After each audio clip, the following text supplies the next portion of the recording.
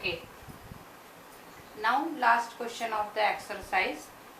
पुराने वीडियो की लिंक इसके डिस्क्रिप्शन में होंगी। The question is word problem. Part of monthly hostel charges is fixed and remaining depend on number of days taken food. Student takes food from 20 days and pay 1000 rupees. मतलब ये है कि अगर आप hostel में रहते हैं तो आपको एक फिक्स चार्ज तो देना ही है, साथ में पर डे चार्ज भी देना है। तो फिक्स चार्ज फिक्स रहता है, उसे हम अगर x मान लेते हैं और पर डे चार्ज को y मान लेते हैं, तो आप जितने दिन रहेंगे, मान लीजिए जिसमें क्वेश्चन में 20 डेज लिखा है, तो 20 डेज लिखा है तो उसका 20 डेज का चार्ज 20y हो जाएगा। यानी उस बच्चे को x चार्ज तो देना ही है फिक्स चार्ज, और 20 डेज के लिए 20y चार्ज देना है। ये मिला के उसने 1000 रुपीज पे किए। ये आपका हो गया फर्स्ट इक्वेशन। अब दूसरा है आपका कि बच्चा आप नेक्स्ट 26 डेज रहा और उसने 1180 डेज पे किए, तो इस बच्चे को भी फिक्स चार्ज तो देना ही है। अब 26 डेज रहा और 1180 रुपीज पे किए। ये आपका हो गया इक्वेशन। अब इस क्वेश्चन में भी मेंशन नहीं है कि किस मेथड से करना है, तो आप अपनी मनपसंद मेथड अपना लीजिए। बड़ा आसान है ये। इक्वेशन 1 माइनस इक्वेशन 2 अगर हम करते हैं, या इक्वेशन 2 माइनस इक्वेशन 1, जो भी आपको आसान लगे, तो ये आसानी से हो जाएगा। x plus 26y is equal to 1180 और x plus 20y, this is very very easy. 6y is equal to 180. So y will be 180 upon 6, that is 30. Okay. Now x आपको निकालना है, तो x plus 20y is equal to 1000 है। यहाँ इसकी जगह 30 लिखेंगे,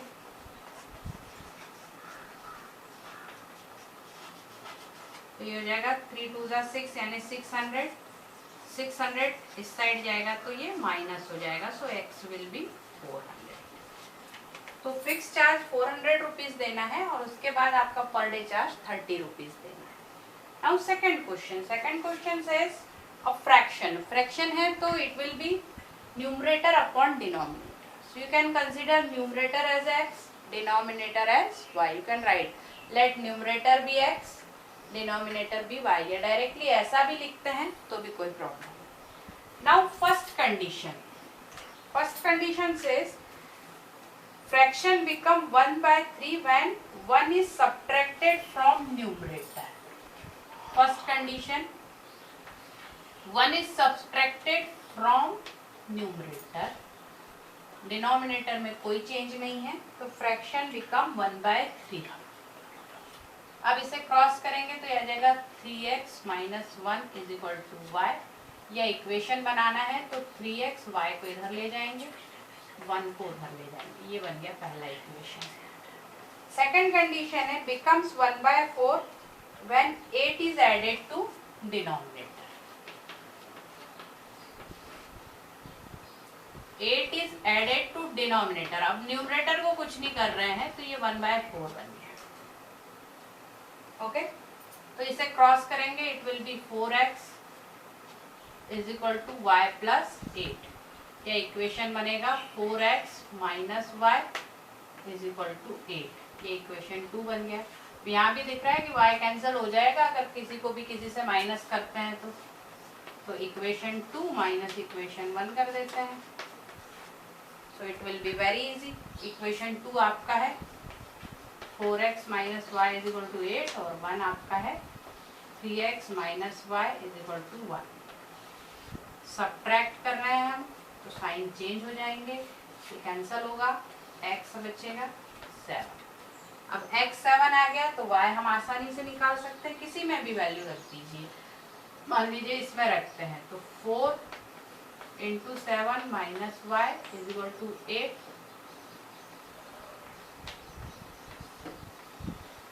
Okay, so like this you can find it very easily. Now next question, Yash scored 40 marks. Second question अब देखते हैं, इसका थर्ड पार्ट अब देखते हैं। 40 मार्क्स फॉर, अब ये क्वेश्चन जो है इसमें ये कह रहे हैं कि अगर बच्चा राइट आंसर लिखता है तो उसे मार्क्स मिलेंगे, लेकिन अगर बच्चा रॉन्ग आंसर लिखता है तो उसके मार्क्स कटेंगे भी। तो इसमें एक बच्चा यश है, उसने राइट आंसर भी लिखे हैं और रॉन्ग आंसर भी लिखे हैं यश ने।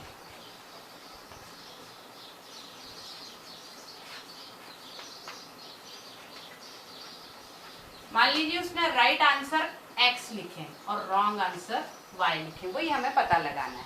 तो हमने इसी को वेरिएबल लिया। अब जब बच्चा राइट आंसर लिख रहा है तो उसे 3 मार्क्स मिल रहे हैं, और रॉन्ग लिख रहा है तो 1 मार्क उसका कट रहा है, और उसके बाद उसे 40 मार्क्स मिल रहे हैं। अब राइट आंसर उसके x है और हर राइट आंसर के लिए उसे 3 मार्क्स मिल रहे हैं, मतलब उसे 3x मार्क्स मिले राइट आंसर के। लेकिन इतने मार्क्स तो मिल गए, लेकिन उसके जो रॉन्ग आंसर है y, उतने नंबर कट भी जाएंगे। हर आंसर के लिए 1 नंबर कट रहा है, मतलब 1y कट रहा है। इतने कटने के बाद उसको 40 मार्क्स मिल रहे हैं। ये आपकी पहली कंडीशन है, ये आपका पहला इक्वेशन। अब दूसरी कंडीशन है कि अगर राइट आंसर के लिए 4 मार्क्स होते और रॉन्ग आंसर के लिए 2 मार्क्स कटते, यानी अगर राइट आंसर के लिए 4 मार्क्स होते और रॉन्ग आंसर के लिए 2 मार्क्स कटते, तो यश को 50 मार्क्स मिलते। ये आपका इक्वेशन 2 है।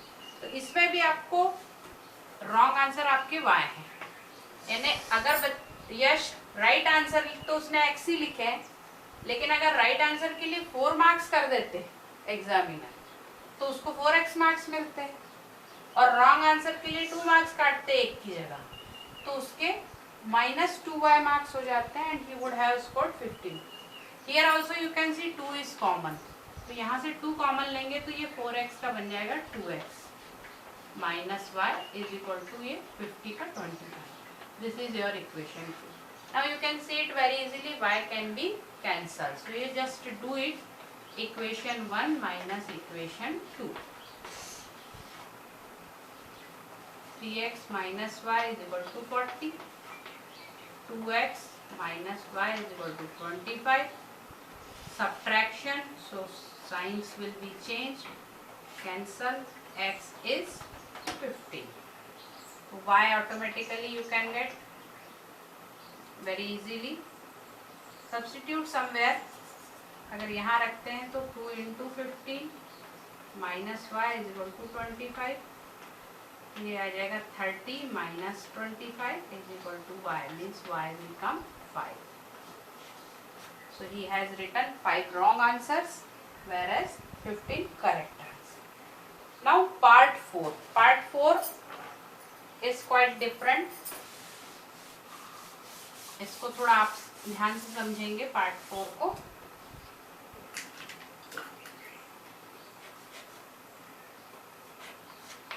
पार्ट 4 में A और B ये 2 प्लेसेस हैं, और इनके बीच में 100 किलोमीटर का या मीटर का डिस्टेंस है। कितना है? 100 किलोमीटर का है डिस्टेंस। अब एक बस यहाँ से स्टार्ट कर रही है, कोई भी व्हीकल है, और एक यहाँ से स्टार्ट है।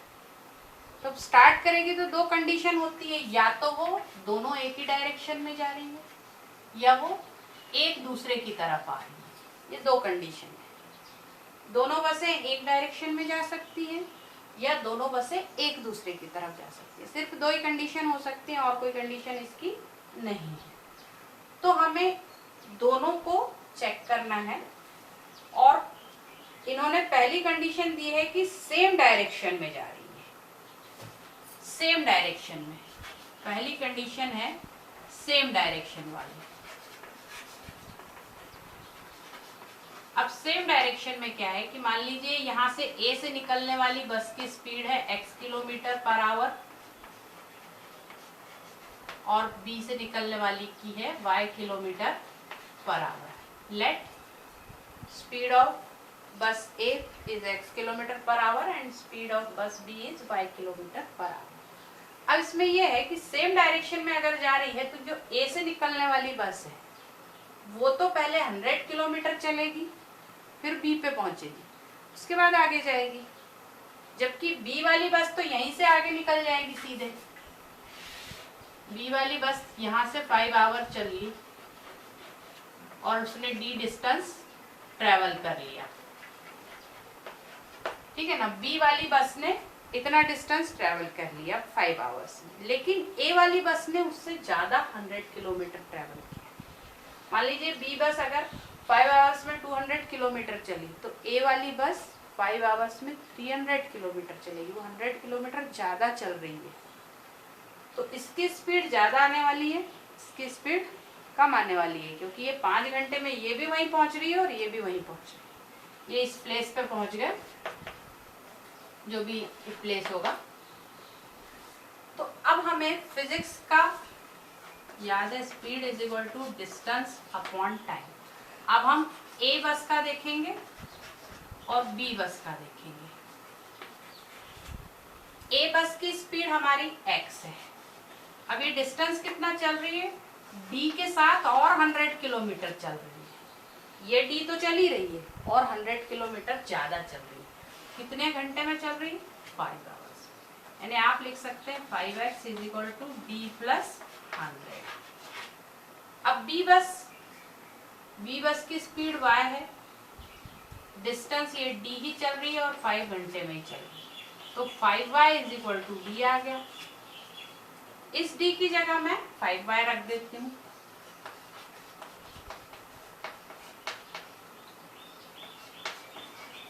इसे सॉल्व कर लेंगे तो 5x minus 5y is equal to 100, 5 common दिख रहा है तो x minus y is equal to 20।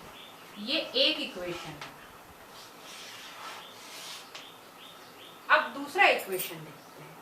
अब ये सेम डायरेक्शन में चल रही है, सेम डायरेक्शन की फिगर ही अलग बना देती हूँ मैं।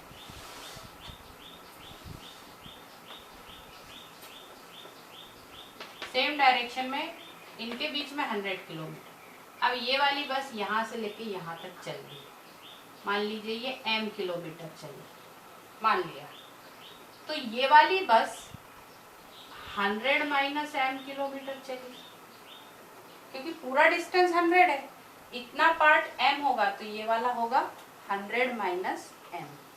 अब हम सेकंड कंडीशन देखेंगे। सेकंड कंडीशन क्या कह रही है कि ये सेम डायरेक्शन पे चल रही है, इसकी स्पीड x है, इसकी स्पीड y। अब A बस और B बस फिर से देखते हैं।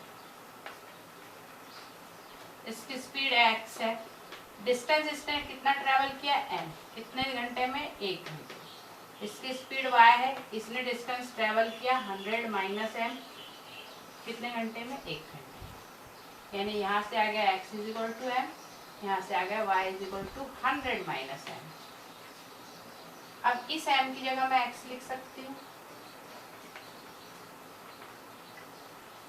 इसे सॉल्व किया तो आ जाएगा x plus y is equal to 100। ये आपका आया सेकंड इक्वेशन। अब आपका फर्स्ट इक्वेशन आया x माइनस वाई, दोनों को सीधे सीधे ऐड कर देते हैं। Equation 1 and 2, x minus y is equal to 20 और x plus y is equal to 100। Cancel हो जाएंगे, 2x इज इक्वल टू 120, तो x 60 आ जाएगा। अब x 60 आ गया तो y आपका 40 आ ही जाएगा। तो ये बहुत ही सिंपल क्वेश्चन है, बस इसे थोड़ा समझना है दोनों कंडीशंस को, ये जब सेम डायरेक्शन में जा रही है और ये अपोजिट डायरेक्शन में जा रही है। लास्ट क्वेश्चन इसी का, फिफ्थ पार्ट।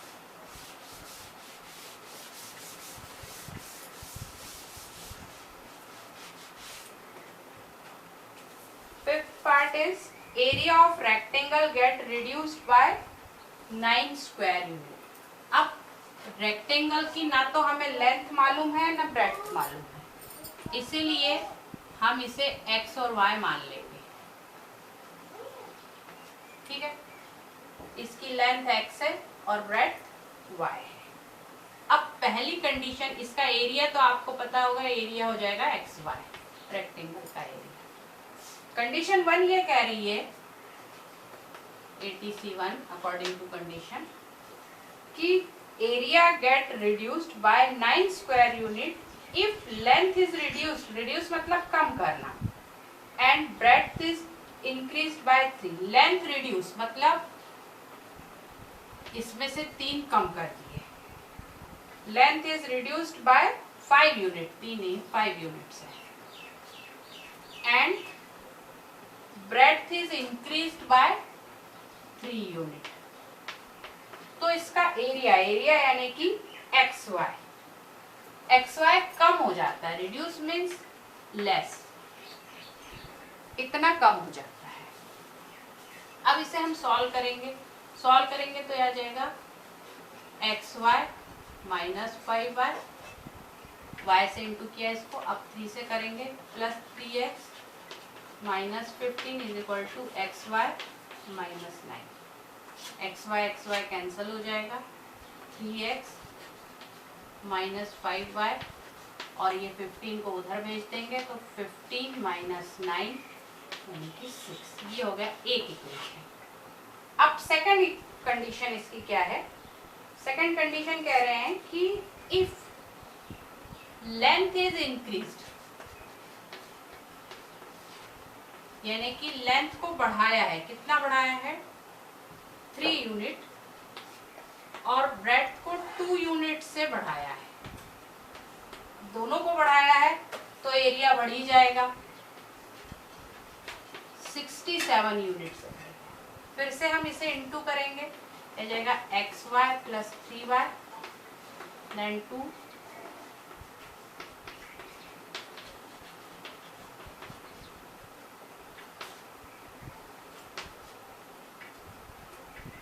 XY फिर कैंसिल हो जाएगा, 2x plus 3y is equal to 67 minus 6 यानी कि 61। ये आपका हुआ दूसरा इक्वेशन। अब आपको जो सूटेबल लगती है वो मेथड आप मल्टीप्लाई वो सॉल्व कर सकते हैं। मुझे ये दिख रहा है कि इसे अगर मैं 2 से इंटू कर दूं, equation 1 into 2 into equation 2 into 3 कर दूं तो x कैंसिल हो सकता है और मुझे y की वैल्यू मिल जाएगी। तो मैंने ये ऐसा कर दिया, इसको 2 से मल्टीप्लाई करूंगी मैं, 2 से मल्टीप्लाई करने पर ये आ जाएगा 3 2 ज़ा 6x minus 10y is equal to 12, और इसे 3 से इंटू करना है, 6x प्लस 9y, 3 से इंटू करना है तो 6 3 ज़ा 18। अब साइंस चेंज होंगे तो ये कैंसिल हो जाएगा, ये आ जाएगा minus 19y is equal to minus 170। तो y की वैल्यू 171 बाय 19 यानी कि 9। y की वैल्यू 9 आ गई तो x की वैल्यू ऑटोमेटिकली आ जाएगी। x की value will be 3x minus 5 into 9 is equal to 6. So you can find out value of x very easily.